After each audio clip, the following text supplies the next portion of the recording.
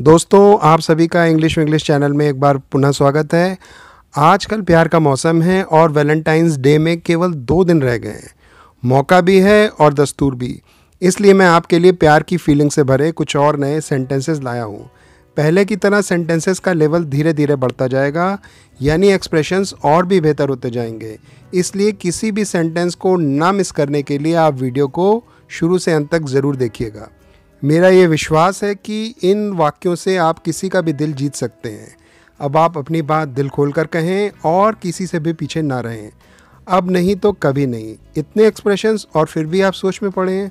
चलिए अब जल्दी से सीख लीजिए कि आपने इन वाक्यों में से क्या कहना है। और ये रहा आज का पहला वाक्य। प्यार करना भगवान को पूजना है। To love is to pray God. To love is to pray God. प्यार करो और किसी का प्यार पाओ। Love and be loved by someone. Love and be loved by someone. प्यार के बिना हमारा जीवन बेमतलब है। Our life is meaningless without love. Our life is meaningless without love. Meaningless यानी निरर्थक या बेमतलब या जिसका कोई अर्थ ना निकले। मुझे पहली नज़र में प्यार हो गया। I fell in love at the first sight. I fell in love at the first sight. मेरा जीवन तुम्हारे बिना अधूरा है। My life is incomplete without you. My life is incomplete without you.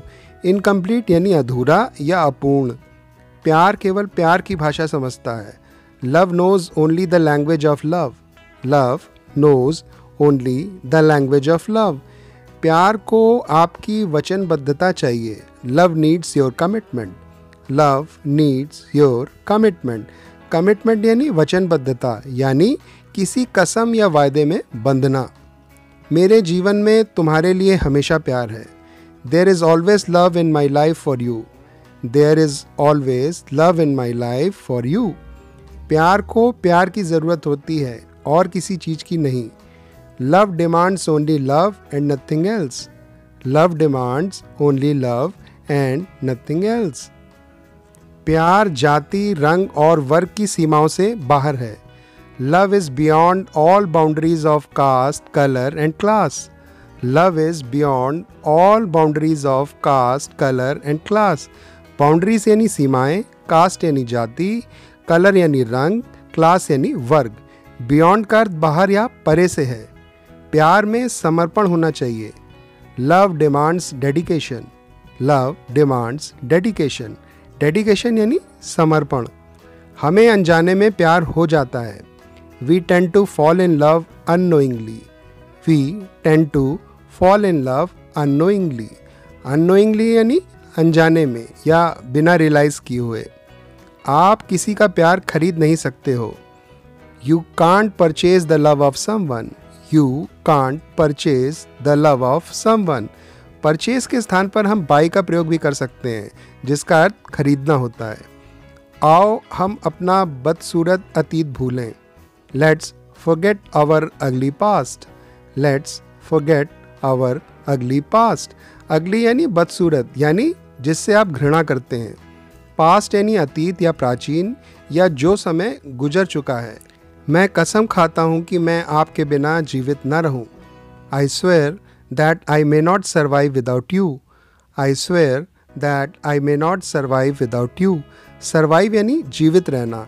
मैं यहाँ पॉसिबिलिटी दिखाता है, यानी सेंटेंस के दूसरे पार्ट को हम कह सकते हैं, मैं आपके बिना शायद जीवित न रह सकूँ। थप्पड़ से डर नहीं लगता है, पर प्यार से लगता है। I am not afraid of slap, but afraid of love. I am not afraid of slap, but afraid of love. ये डायलॉग दबंग फिल्म में सोनाक्षी सिन्हा ने बोला था। स्लैप यानी थप्पड़। प्यार तभी जिंदा रह सकता है यदि ये बिना शर्त के हो। लव में survive only if it is unconditional. Love में survive only if it is unconditional. Unconditional यानी जिसमें कोई शर्त ना हो। प्यार एक महान एहसास है जिसका आनंद 2 आत्माएं लेंगी। Love is a great feeling to be enjoyed by 2 souls. Love is a great feeling to be enjoyed by 2 souls. Soul यानी आत्मा। कौन कहता है कोई अपना दिल किसी को नहीं दे सकता? Who says one cannot lose one's heart to someone? Who says one cannot lose one's heart to someone? दिल देने या हारने के लिए लूज का प्रयोग होता है। ऐसा कहा जाता है कि एक लड़की और एक लड़का कभी दोस्त नहीं हो सकते। It is said that a girl and a boy can never be friends. It is said that a girl and a boy can never be friends. इस प्रकार की कॉन्सेप्ट फिल्म हम तुम में डिस्कस हुई थी, जो मेरे जहन में शायद कहीं रह गई। सोचा क्यों ना आपको भी बताऊं। प्यार हमेशा उनके बीच आ जाता है। Love always comes between them. Love always comes between them. ये वाक्य ऊपर वाले वाक्य की अगली लाइन थी, जो कि फिल्म हम तुम से है। उनकी नज़रें झुकाना कयामत ढा गया। She glanced down and this almost brought the world to an end. She glanced down and this almost brought the world to an end. हुस्न की तारीफ में अक्सर ऐसा कहा जाता है। ग्लांस डाउन यानी नज़रें झुकाना, bring the world to an end यानी कयामत आना, यानी दुनिया का अंत होना। ब्रिंग की second form of verb brought होती है। खुदा भी आसमान से जब ज़मीन पर देखता होगा, मेरे महबूब को किसने बनाया सोचता होगा।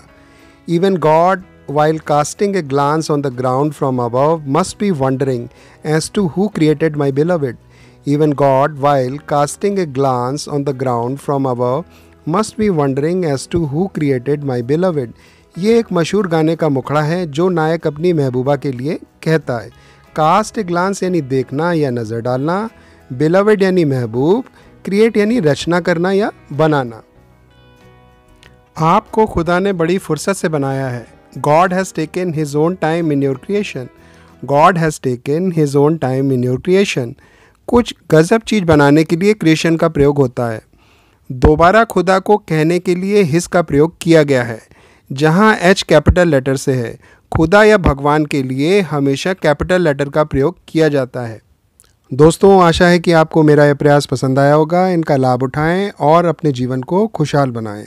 I will catch you in my next video with something new and exciting. Till that time, keep spreading everywhere love and happiness. Bye for now.